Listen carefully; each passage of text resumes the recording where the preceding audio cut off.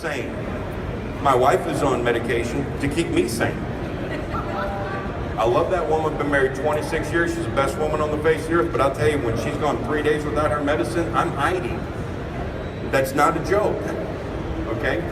So the problem is we're on these mind-altering medications. Do I have any diabetics in the house? Do I have any diabetics that haven't taken the time to go to Canada and buy powdered insulin that has a 10-year shelf life? It can be stored at temperatures over 88 degrees. That was designed at the University of Minnesota in 1997. And the United States is one of 3 countries you can't buy it in because the insulin industry is a $1.7 billion a year industry. See, it's when we start running out of our medications. People become homicidal. People become suicidal. Some people don't like the fact that every time they go on a salvaging run, they're seeing dead babies and dead women and dead elderly people and dead people, dead people, dead people. They don't like the fact that on day 5, they didn't help their neighbor who knew they were a prepper, didn't help their neighbor with food and water. And on day 13, they watched 9-year-old little Johnny buried 4-year-old little Susie in the front yard, and they could have done something about it, so they commit suicide.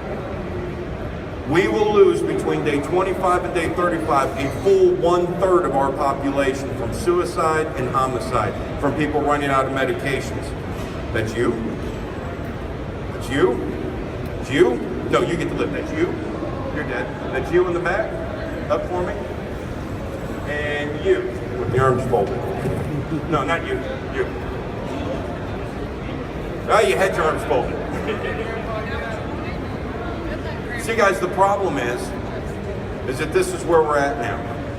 Come along about day 60, our population in the United States has been reduced by over 70%.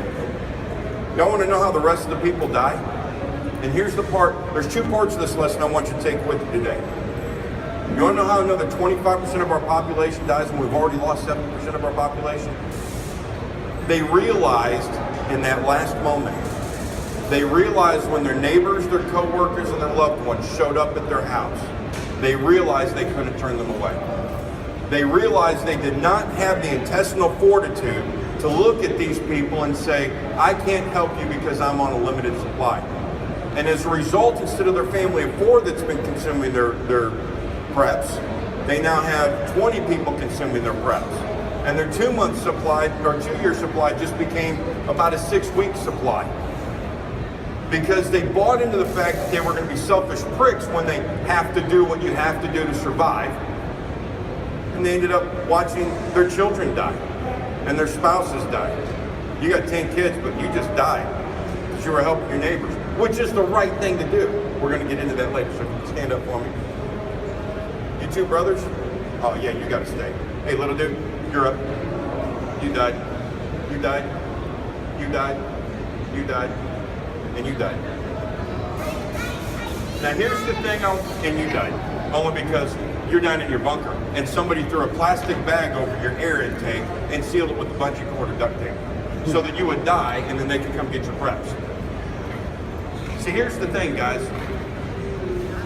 Right now, because you've read the books, right? 1 Second After, The Patriot, you've watched the movies, Book of Eli, Jericho, right? Because of that, you've developed this mindset. See, books and movies are written to get the reader and the watcher to relate to the main character, right? And because the main character does what? They always survive, except for Eli. But Eli wasn't the main character, was he? So we relate to the main character who always survives, therefore we create this false sense within ourselves, this false belief that we're going to survive. And the fact is, there's 19 out of every 20 people are going to die. So even if you do survive, you're going to bury family members. You're going to bury loved ones. So right now, each of you are looking at these few people sitting here thinking to yourselves, oh, I'm going to be one of them, right? When chances are you're really going to be one of the dead. But my big question to you is not, how do we get you to become one of these people? My question is, how do we get you to want to be one of these people? Because think about this. When you look around the room, what do you see? What else do you see? Right now, they're all dead, right? So what do you see? What do you see? Dead people. What do you see? Dead people, right? Everywhere you look, if you're one of the survivors, dead people. Everywhere you look. On the 5th year anniversary of a society-ending event, the point in time when our birth rate starts to exceed the death rate, the population of the United States will be down to 2.3 million people. For 5 years, these folks have to do what it takes to survive. For 5 years, these folks, everywhere they go, they're burying people or they're stepping over dead people. They can't drink the water, it's contaminated. They can't grow crops, it's contaminated. They can't go into the grocery stores because the food's already gone.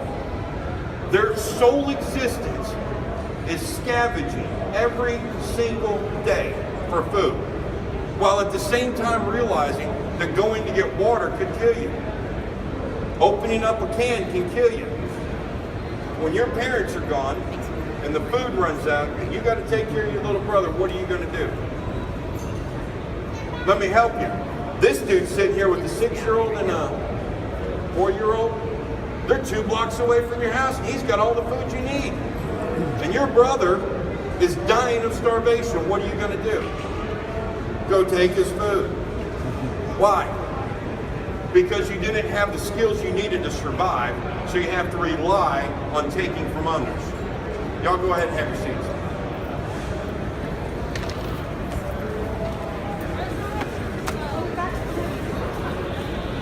Let me tell you something, folks. I once took an SE6 knife and everything that I could fit into a 3-inch thick, 3-inch wide, 4-inch long pouch. And I stepped off from Henderson, Nevada. I'm sorry, Murphy, no, not Henderson, I'm going there next month to Vegas, sorry. Murphy, North Carolina.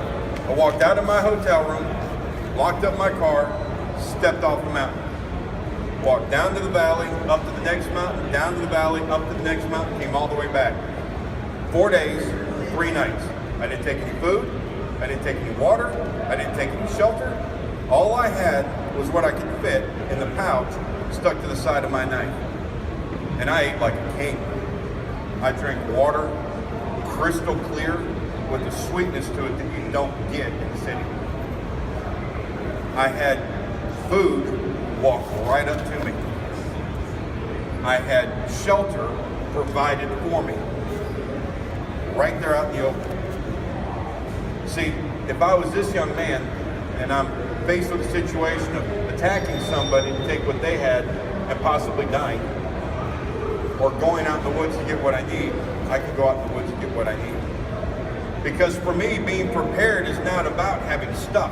You could have an entire Walmart in your basement, you're gonna run out someday. If you've only got a 2-year supply of everything your family needs, food, water, fire, shelter, first aid, hygiene, weapons, ammo, shampoo, soap, toilet paper, everybody always forgets the toilet paper. The average woman in the United States uses 56 rolls of toilet paper a year. The average man uses 41. That's 97 rolls of toilet paper a year for an average American married couple. I will run out of toilet paper long before my wife runs out of toilet paper, right? But you can go to Sam's Wholesale and for $20, you can buy a 96-count case of toilet paper. For $100, you get a 5-year supply. Getting back to my point though, the problem is, guys, is that we've missed it. We bought into the idea that if we buy stuff, we'll survive. We bought into the idea that if we turn away our neighbors and our loved ones, we'll survive. The day my mother-in-law died, my wife said to me, I'm so glad that's over. That's how evil this woman was. Her sole existence was to go tell everybody in the world how bad of a person I was and how big of a screw up my wife was. It really irritated her when I sat down with her one day and I went, see this is my income tax. I made more last year than you've made in your entire life. Have a nice day. Then I became public enemy number 1. I hated the woman, she hated me. But in my house today, I have a 5-year supply of those crappy 1863 cigarettes that she smoked, the vodka she liked to drink, the shampoo that she used, the soap that she used. I even invested in her brand of toilet paper because I knew that when my mother-in-law and my father-in-law showed up at my front door, I was not going to be able to turn them away. I recognized that early on. We had a group meeting one day, and my wife, after the group meeting, she's doing this number. Guys, look, when your wife is wringing her hands, it's time for you to sit down, shut up, open your ears, and the only thing you need to say is, what's wrong and how can I help? And then just listen to everything she has to say. 26 years, I'm telling you. So my wife's doing this, and I said to her, I came in the house and I see this, and she's pacing back and forth. She's got that look on her face like she can't breathe, and I went, oh, shoot. Okay, did I do something wrong? No. Okay. What's the problem and how can I help? And she says, we don't have enough food. Honey, I own Emergency Food Solutions. We own the number 6 ranked freeze-dried food company in the country. We have the only food that's non-GMO, and I'm not selling any this week, so I can say this, non-GMO, nothing imported, everything healthy with no preservatives in the country. I said, honey, we rotate stock. We keep a 100-year supply of food at the warehouse a mile from our home. How do we not have enough food? She goes, it's not just the food, it's everything else. We got all these people coming here, and I went, honey, everybody that's a member of our group, and we have the largest group in Tennessee, and stop recording for 1 second. If you find yourself on Interstate